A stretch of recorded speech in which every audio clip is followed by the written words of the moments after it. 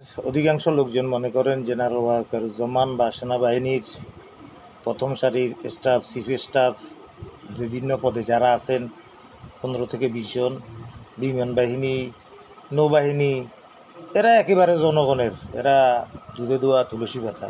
আসলে এগুলো ঠিক না। যেহেতু সেনাবাহিনীকে কেউ বিতর্কিত করতে চায় না, এই জন্যে তাদের নিয়ে আলোচনা করে না। এগুলো শেখ হাসিনা তাদের বেশিরভাগ আত্মীয় স্বজন, আওয়ামী লীগের লোকজন এদেরকে এইসব জায়গায় বসিয়েছে। দীর্ঘ 17 বছর তারা ক্ষমতায় ছিল। এই সেনাবাহিনী, বিভিন্ন বাহিনী, পুলিশ, বিডিআর, র্যাব, পরবর্তী নাম বিজিবি, এদেরকে দিয়ে সেই ক্ষমতা টিকে রেখেছিল। এগুলোতে এমনকি সাধারণ একজন সিপাহী বা পুলিশের কনস্টেবল, দারোগা, সব জায়গাতেই সব দলীয় লোকজন ছিল আইন শৃঙ্খলা বাহিনীতে। তো বলবেন যে এরা তো এখনও রয়ে গেছে দেশের কলকবজাগত পরিবর্তনের সাবজেক্টে বা বিভিন্ন প্রেক্ষাপটে, এদেরকে এখনও চেঞ্জ করা যাচ্ছে না। যেমন রাষ্ট্রপতি চুপ্পু কৌশলগত কারণে রয়ে গেছে। ঘোরতর আওয়ামী লীগ দুর্নীতিবাজ, তার আওয়ামী লীগের রাষ্ট্রপতি হওয়ারও তার বাসায় তার ছেলের সহকারীদের কাছে বিপুল পরিমাণে স্বর্ণের বার, বিভিন্ন টাকা পয়সা, এগুলো দেওয়া গেছে।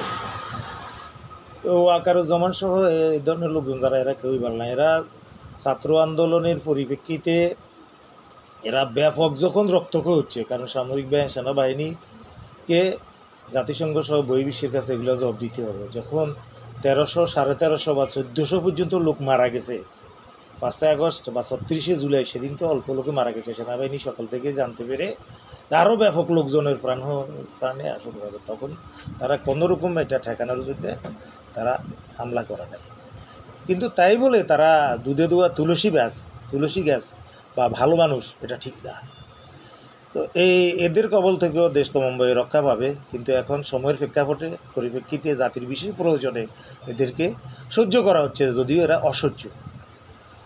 তো বলছি যে যাতে করে সামনের দিকে কোনো ক্রু বা কোনো ষড়যন্ত্রের মাধ্যমে আবার তৃতীয় কেউ ক্ষমতা না আসতে পারে, এজন্য সমস্ত রাজনৈতিক দলগুলোকে সুন্দর আচরণ করে, পিআর পদ্ধতি মেনে এবং অন্যান্য যে সমস্ত সংস্কার আছে সেগুলোকে মেনে নিয়ে রাষ্ট্রীয় কর্মকাণ্ডে অ্যাক্টিভ হয়ে আমাদের উপদেষ্টারা যা বলছেন এবং ডক্টর ইউনূস যেটা বলেছেন যে ফেব্রুয়ারির মাঝামাঝি বা প্রথম সপ্তাহে নির্বাচন হবে, সেই পরিবেশটা সৃষ্টি করুন।